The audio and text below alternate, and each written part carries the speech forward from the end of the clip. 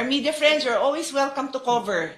Pasensya na parang nagkaroon ng konting gulo, but definitely we do not in any way intend for any of you not to be able to cover our events here in the Senate anytime. On that note, nagulat lang ako kasi maayos naman. Sabi ko dun sa ating resource person, halika na, sinusundo ko kayo, let's go in. Nagulat na lang ako na nakita ko dun si Secretary John Vic Remulla, tinaharang ako. I never thought the day would come to business.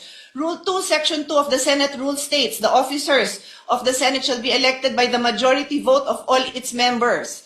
Majority vote is 13. When 12 senators convene and purportedly held session, how can that be valid? Nung tumayo po si Senator Gatchalian at sinabi niyang, ang dami hong posisyon, di ko na humaalala lahat.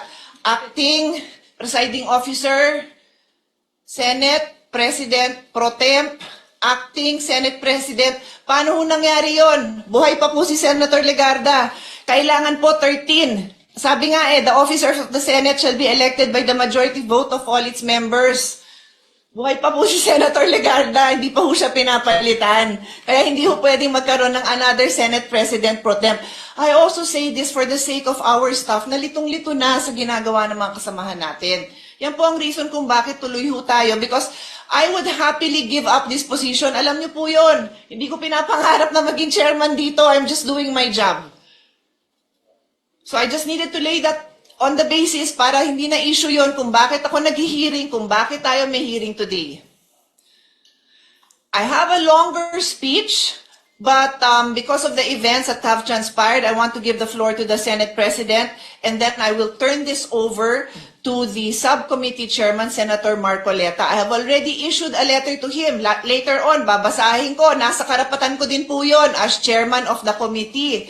Kine-question din yun nung sinabi ni Senate President na magkakaroon ng subcommittee. Napakaliwanag din sa rules namin. The chairman can create any subcommittee anytime. It can be verbal. It can be written. It can be text. Lahat na ng versions na yun, ginawa ko.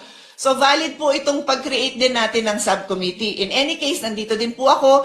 Pero may hearing din po akong isa tungkol sa taxation. Baka mamaya kailangan ko din sunduin sa baba yung mga mag-hearing ng mga kasama kong resource person for taxation. Anyway, I will give the floor to the Senate President. Thank you.